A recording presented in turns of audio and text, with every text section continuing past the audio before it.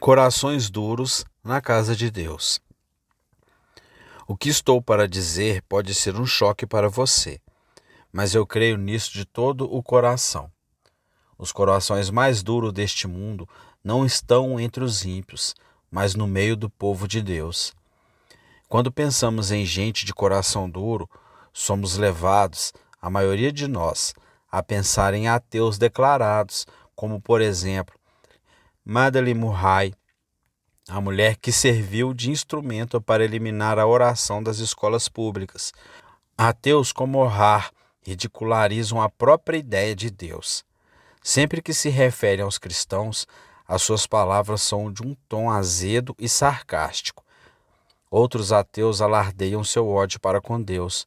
Por exemplo, o roqueiro Marilyn Manson, que rasga Bíblias em pedaços durante seu show no palco. Sempre que ouvimos alguma coisa sobre tal gente, pensamos: essas são as pessoas com os corações mais duros do mundo. Ou então, podemos pensar em ativistas gays militantes, tais como aqueles que marcham pela Quinta Avenida na cidade de Nova York faz algumas semanas. Muitos desses homossexuais que marchavam zombando do cristianismo e blasfemavam o nome de Deus. Um homem levava um cartaz que dizia: Jesus é gay. Sempre que ouvimos de pessoas assim, pensamos: os corações deles ficaram endurecidos por causa do pecado. Não há como alcançá-los. Talvez pensamos nas nações comunistas que durante décadas perseguiram cristãos.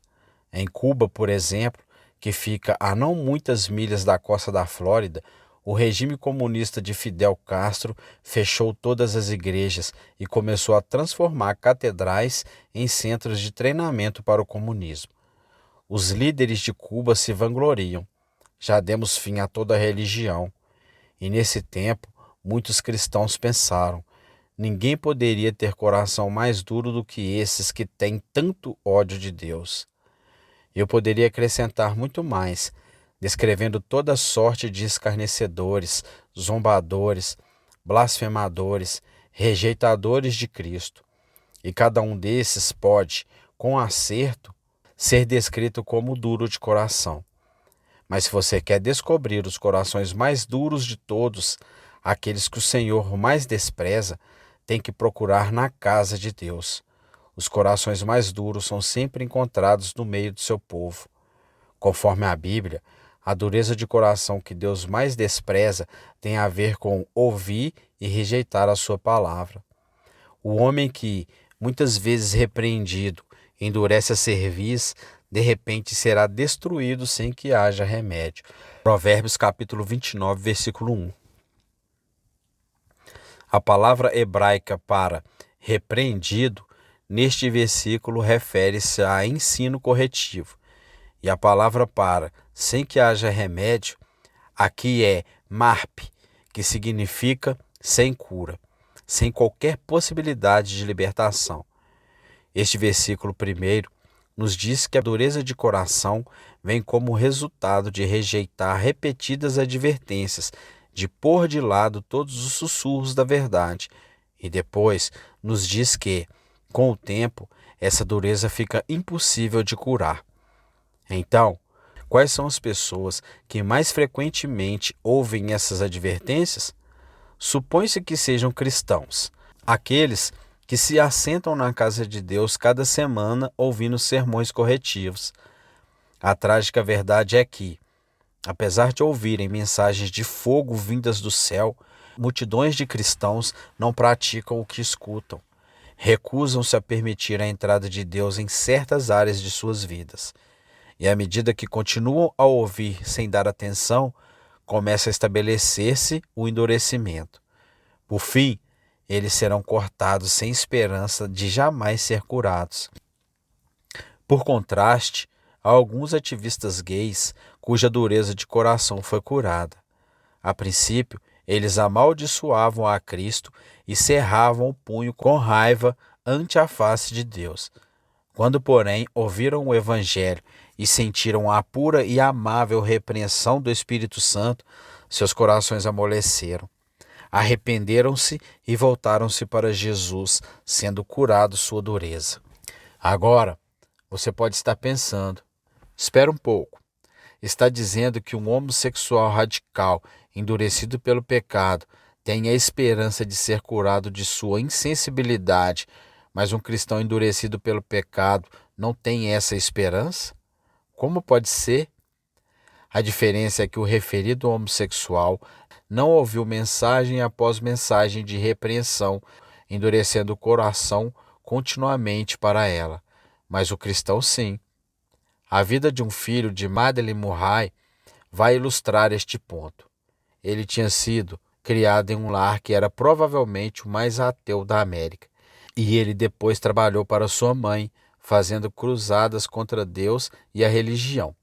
Mas quando ouviu o Evangelho, foi gloriosamente salvo, e ele mais tarde tornou-se ministro, pregando Cristo em lugar de maldizê-lo. A dureza desse homem era curável também, porque ele não estava entre aqueles que se assentavam para ouvir sermões de reprovação e que continuamente os rejeitavam. A mesma coisa é verdade quanto à multidão que vive durante anos sob domínio comunista. Quando caiu a cortina de ferro, o evangelho imediatamente inundou aqueles países que antes eram comunistas e milhares receberam Jesus. Soldados do Exército Vermelho converteram-se à esquerda e à direita, e mesmo alguns generais de alto escalão tornaram-se poderosas testemunhas de Cristo. Em questão de dias, funcionários do governo, professores e até membros da KGB estavam pedindo Bíblias e pregando a Cristo a outros que estavam sob sua influência. Nosso ministério promoveu cruzadas na Polônia pouco antes do colapso do comunismo naquele país. Foi uma das poucas vezes em que oficinas tinham permitido qualquer pessoa lá dentro manter abertamente encontros religiosos. Cada noite, quando eu pregava, centenas de jovens literalmente correram ao altar, chorando contritos, famintos de Cristo. Todos tinham sofrido lavagem cerebral contra a religião, mas a dureza deles era curável, porque eles não se tinham assentado a ouvir contínua repreensão e a endurecer-se diante da palavra de Deus. Em minha experiência, os corações mais duros, o tipo incurável, sempre foram encontrados ao alcance da voz da pregação ungida pelo Espírito Santo. Essa dureza não existe em igrejas frias, mortas, formais, onde o evangelho tem sido corrompido por gerações. Não. Ela sempre é encontrada onde uma palavra pura é pregada do púlpito e rejeitada nos bancos. Você pode perguntar: que é exatamente um coração duro? Um coração duro é aquele que está determinado a recusar obediência à palavra de Deus. Ele ficou impossível de tocar, imune às convicções e advertências do Espírito Santo. Por favor, não me compreenda mal. Endurecer o coração não é apenas voltar-se contra Deus ou rejeitar Cristo ou recusar-se a ir à igreja. O fato é que o seu coração fica endurecido, mesmo se você está na igreja, sempre que as portas estão abertas. Você pode ficar endurecido enquanto ouve fitas de ensino, ou canta louvores de Deus, ou serve como atendente, professor, membros da equipe de louvor ou de adoração. Na verdade, você pode ficar tão duro para com a palavra de Deus quando está praticando atos de culto que, até mesmo que Jesus viesse pregar pessoalmente do púlpito, você faria ouvidos moucos diante dele. Agora mesmo, você pode estar dizendo para si mesmo: epa, tudo isso parece que me dá um pouco de medo. Fica tranquilo, eu não quero levar ninguém à contrição de coração por força do medo. Mas a verdade é que, se você ignora sistematicamente as advertências da palavra de Deus, é melhor que passe a frequentar a igreja mais morta que puder encontrar, de modo que não seja julgado com tanta severidade como seria no caso de continuar sentando-se em uma igreja do Espírito Santo e rejeitando a palavra ungida que você ouvir. Se continuar a fazer isso, seu coração ficará tão duro que já não terá cura. Deixe-me segurar o prumo para que você seja medido de acordo com a verdade do evangelho que você ouviu. Quero lhe dar um teste para ver se você já deu os primeiros passos em direção à dureza de coração. Deixe-me fazer-lhe as perguntas seguintes. Primeiro, quantas vezes você ouviu ou leu mensagens a respeito do perigo de negligenciar a oração diária e a leitura bíblica? Tenho muitas mensagens escritas sobre esse assunto, sabendo que tempos difíceis estão para cair sobre nossa sociedade e, contudo, muitos leitores ainda se recusam a tomar suas Bíblias ou a gastar ao menos 5 minutos falando a seu Pai Celeste.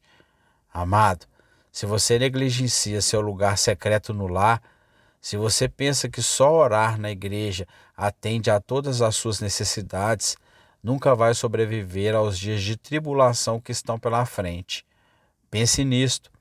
Se você não quer dar atenção à palavra que tem por fim curá-lo e fortalecê-lo em tempos bons, como você encontrará poder para ser vitorioso durante os dias difíceis que estão para chegar?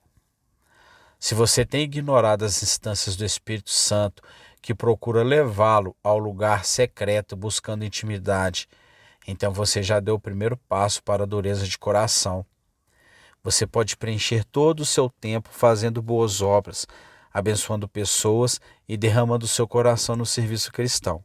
Mas se negligencia o tempo com o Senhor, recusando-se a buscar a sua face ou a tentar a sua palavra, ficará fraco, temeroso, deprimido e, por fim, uma presa para o diabo.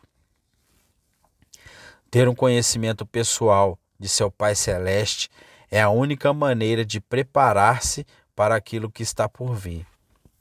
Segundo, quantas vezes você foi advertido sobre as horríveis consequências da fofoca? Às vezes, minhas advertências a respeito da fofoca são como chuva suave, leve. Outras vezes, tem sido como trovão, estrondeante. Tem escrito de como a fofoca e a murmuração tiveram custo total para Israel. Vez após vez, os israelitas foram advertidos sobre os perigos deste pecado, mas eles persistiram em desobedecer ao Senhor, e isto lhes trouxe uma vida inteira de miséria e deserto infestado de serpentes. Agora, deixe-me novamente erguer o prumo sobre a sua vida. Você disse alguma coisa contra um irmão ou uma irmã durante a última semana, alguma coisa que não era de sua conta repetir? Ou você escutou alguma fofoca sobre essa pessoa? Se isso ocorreu, você deixou que uma semente de dúvida sobre ele ou sobre ela fosse plantada em sua mente? Eu lhe pergunto, como pôde você continuar a fofoca à luz de todas as advertências que tem recebido? A única resposta é que você já começou a descer a ladeira em direção à dureza de coração. Terceiro, quantas advertências você tem ouvido quanto a acalentar um pecado secreto? Que dizer quanto àquele pecado que está atacando habitualmente, aquele sobre o qual o Espírito de Deus tem falado continuamente? Através dos anos, tenho escrito muitas advertências a respeito dos perigos de namoricar um pecado de estimação. Contudo, não só tenho pregado contra o pecado, mas tenho ensinado sobre o poder de ressurreição de Deus. Tenho pregado que o Senhor tanto nos reveste com poder vitorioso através do seu Santo Espírito, como põe um desejo em nosso coração para agir corretamente. Conheço, porém, pessoas que se têm assentado sob o meu ensino na igreja de Times Square durante anos, e ainda bebem, fumam, blasfemam e se dão a farras. Amado, isso é um coração duro. Quem ousa ficar sentado diante de uma amorável repreensão semana após semana e ainda continuar pecando, nunca deixando que a convicção caia fundo dentro dele? É alguém que está a precipitar-se ladeira abaixo em direção à dureza de coração. É possível alguém gostar de ouvir a palavra de Deus, apreciar e aprovar aquilo que é objeto da pregação, e, contudo, ficar incuravelmente endurecido enquanto escuta. Você pode sinceramente acreditar que aceitou um sermão simplesmente porque o escutou, pensou sobre ele e conversou sobre ele durante o jantar de domingo. Pode, porém, fazer tudo isso e ainda ser um mero ouvinte, e não um praticante da palavra de Deus. Os filhos de Israel gostavam de ouvir a pregação poderosa de Ezequiel, mas eles nunca a obedeceram. E eles vêm a ti, como o povo costumava vir, e se assentam diante de ti, como o meu povo, e ouvem as tuas palavras, mas não as põem por obra, pois lisonjeiam com a sua boca, mas o seu coração segue a sua avareza. E eis que tu és para eles como uma canção de amores, de quem tem voz suave, porque ouvem as tuas palavras, mas não as põem por obra. Ezequiel capítulo 33, versículo 31 e 32. Muita gente em nossa congregação se aproxima de mim após o culto e me abraçando diz: Pastor, essa palavra que o Senhor pregou foi poderosa, mas assim que eles se afastam, o Espírito Santo me sussurra. Eles não ouviram uma só palavra do que disseste. O livro de Hebreus nos dá uma advertência solene. Portanto, como diz o Espírito Santo, se ouvirdes hoje a sua voz, não endureçais os vossos corações, como na provocação no dia da tentação no deserto. Hebreus capítulo 3, versículos 7 e 8.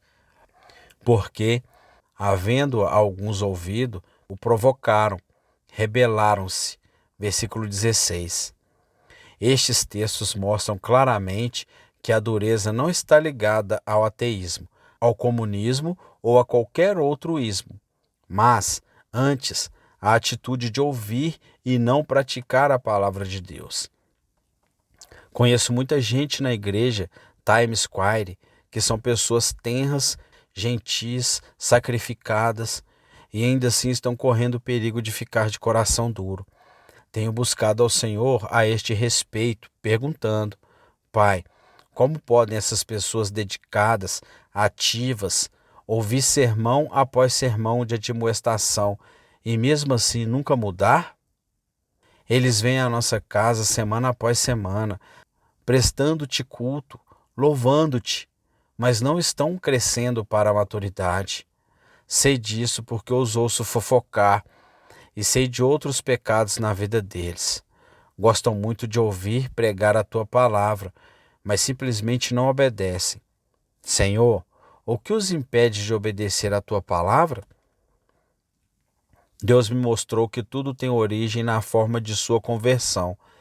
Essas pessoas negligentes, na verdade, nunca se converteram. Veja, a Bíblia fala de dois tipos de conversão. Primeiro, há uma conversão que leva à cura e à libertação de todos os pecados. É a deste tipo que a maioria dos cristãos tiveram. Mas também há uma conversão que conduz à dureza e à cegueira. Deixe-me dar uma ilustração. Israel, de bom grado, escutou a poderosa pregação do profeta Isaías.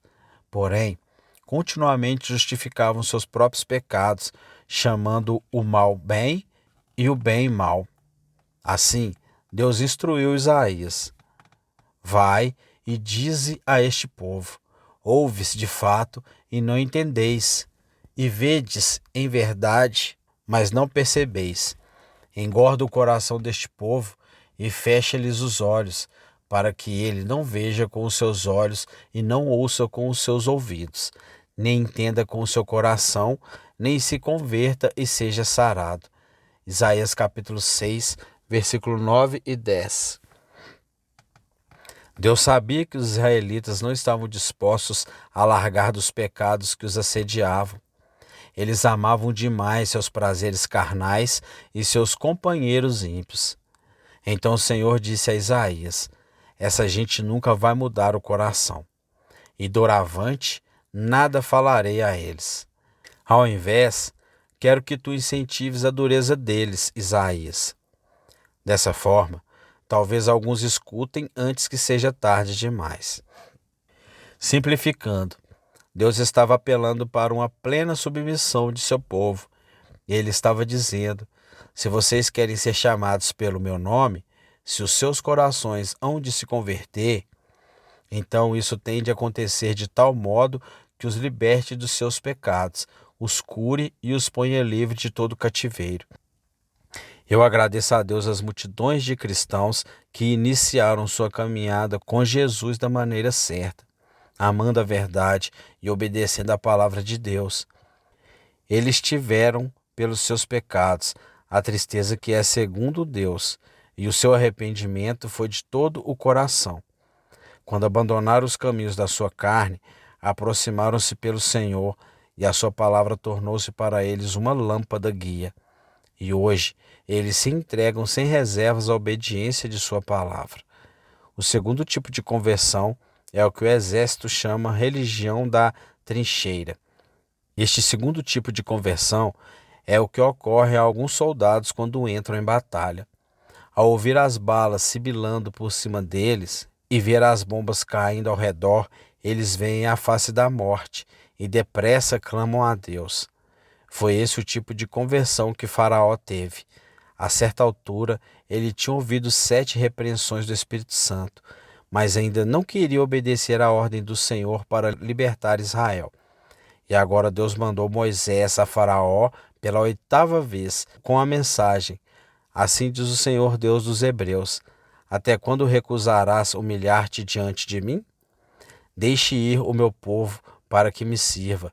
Êxodo capítulo 10, versículo 3. Deus já tinha advertido Moisés sobre qual seria a reação de Faraó. Vai ao Faraó, pois eu endureci o seu coração. Versículo 1. Você pode perguntar: que chance tinha Faraó? Afinal, o Senhor tinha endurecido o seu coração. Não. As palavras aqui podem levar a um mal-entendido. O endurecimento de Faraó não aconteceu por decreto eterno. Antes, a Escritura nos diz em uma passagem anterior: vendo, pois, Faraó que havia descanso, endureceu seu coração e não os ouviu, como o Senhor tinha dito. Capítulo 8, versículo 15. Cada vez que Faraó se recusava a obedecer à ordem dada pelo Senhor, Deus visitava o Egito com uma praga severa. E cada vez que Faraó clamava: está bem, Senhor, eu faço o que quiseres, só me tira desta calamidade. Cada vez, porém, que havia livramento, ele sempre voltava atrás para a sua rebelião. A Bíblia diz a mesma coisa sobre os pais de Israel. Porém, eles e os nossos pais se houveram soberbamente e endureceram a sua cerviz, e não deram ouvido aos teus mandamentos, e recusaram ouvir-te, e não se lembraram das tuas maravilhas que lhes fizestes, e endureceram a sua cerviz. Neemias capítulo 9, versículo 16 e 17. Deus sempre sabe o que há no coração de uma pessoa, e ele sabe quando alguém vai ouvir, mas não obedecer, escolhendo, ao invés, andar o seu próprio caminho. Ele sabia disso a respeito de Faraó, porque, depois de 7 reprimendas e pragas de julgamento, o coração de Faraó tinha ficado cada vez mais endurecido. Agora, uma 8ª praga estava para cair sobre os egípcios, e era uma coisa grandemente temida: gafanhotos. Através da Bíblia, gafanhotos significam ruína e destruição. Em muitas ocasiões, eles representam a retribuição de Deus a um povo. De fato, o profeta Joel compara um certo exército invasor a uma nuvem de gafanhotos. E restituir-vos-ei os anos que comeu o gafanhoto, o meu grande exército que enviei contra vós, executando a sua palavra. Joel capítulo 2, versículo 25, Joel capítulo 11. Nem sempre Deus mandava tais pragas meramente para castigar, mas antes para executar a ordem e a vontade divinas. Muitos residentes de nossos ministérios, Timóteo Rose e Sarah Rose, conhecem isto em primeira mão. Eles perderam empregos, finanças, saúde, casamentos, famílias, tudo porque os gafanhotos do álcool e das drogas devoraram tudo nas vidas deles. Contudo, foi por meio dessas pragas que esses homens e mulheres se voltaram para Jesus. No Egito, nuvens de gafanhotos desceram sobre a terra da noite para o dia, devorando tudo o que se podia ver: lavouras, plantas, ervas, até as cascas das árvores. Quando seu trabalho estava terminado, não restava nem mesmo uma folha de capim. E vieram os gafanhotos sobre toda a terra do Egito, e assentaram-se sobre todos os termos do Egito. Tão numerosos foram, porque cobriram a face de toda a terra, de modo que a terra se escureceu.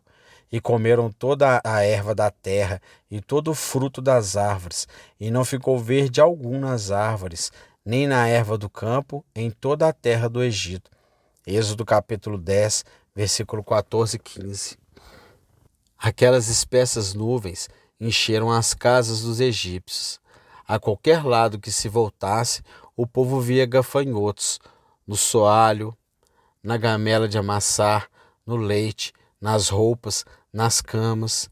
Esses gafanhotos uniam suas asas com um som aterrorizante e mordiam e mastigavam tudo o que aparecia. E em poucos dias, o Egito estava em ruína total.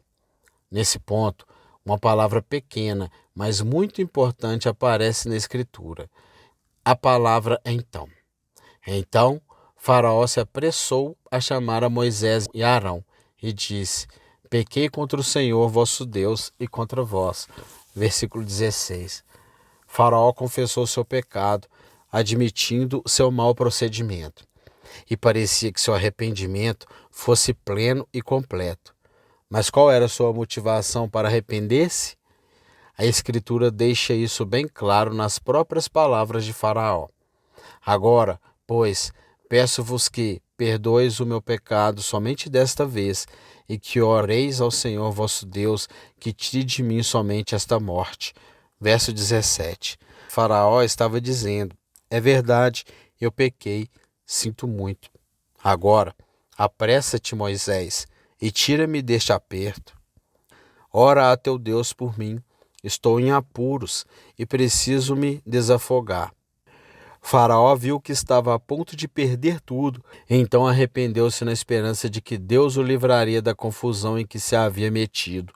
Tudo o que ele queria era sair do aperto. Que foi que o trouxe ao Senhor no início? Você vê ao Senhor como o fez Faraó, só porque queria alguma coisa de Deus? Você se voltou a ele para largar um vício de droga, para ter seu casamento restaurado, para se livrar de um aperto financeiro? Foi isso que você disse a si mesmo? Se eu vier a Jesus, ele pode fazer coisas funcionarem. A verdade é que Cristo fará milagres para você. Ele vai fazer o impossível em sua vida. Mas se você vem a ele somente para obter dele alguma coisa, só para se livrar de seus problemas, você nunca vai crescer uma polegada em maturidade. Pelo contrário, vai ficar empedernido. Volte o seu pensamento ao tempo de sua conversão. Ela aconteceu depois que algum gafanhoto havia devorado tudo? De algum modo, sua saúde estava debilitada? Um de seus filhos estava enfrentando problemas?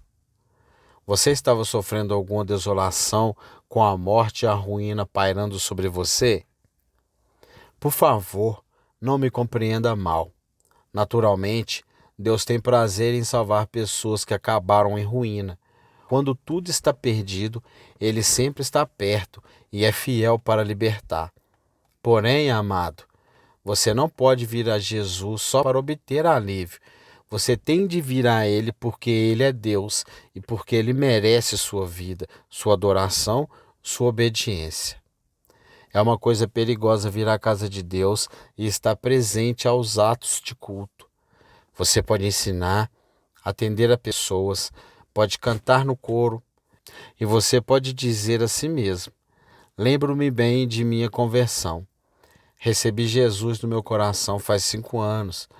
Mas se o seu coração se tivesse de fato convertido naquele tempo, isso parecia em sua vida hoje. Você estaria crescendo espiritualmente, lendo a Bíblia frequentemente, levando todas as suas necessidades e problemas a Deus, gastando tempo precioso e em seu lugar secreto. E sempre que você ouvisse advertências sobre a vinda de gafanhotos, prestaria atenção, porque você sabe que as ordens de seu pai têm origem no seu amor a você. Agora mesmo, você pode estar dizendo: sim, irmão David, eu admito que tenho negligenciado a palavra de Deus e ainda estou preso a algum pecado que me assedia. Será que estou por demais endurecido? Já fui longe demais para receber o toque curador do Senhor? Não, de maneira nenhuma. Se você quer começar a invocar o Senhor hoje, no meio de sua necessidade, Ele lhe trará tempo de refrigério. Sempre que você trouxer a Ele um coração verdadeiramente arrependido, Ele vai agir não como seu juiz, mas como seu mediador e intercessor. Agora mesmo Ele lhe está dizendo: apenas invoque-me e eu farei para você. Eu virei a você, suprindo tudo o que precisa para manter o seu coração macio e quebrantado diante de mim. Você quer crescer até a maturidade em Cristo? Quer que o Senhor continue repreendendo em amor e guiando-o para a fé e a piedade? Então, invoque-o hoje. Nada vai mantê-lo no caminho que ele lhe traçou, mais do que um coração quebrantado e contrito. Amém.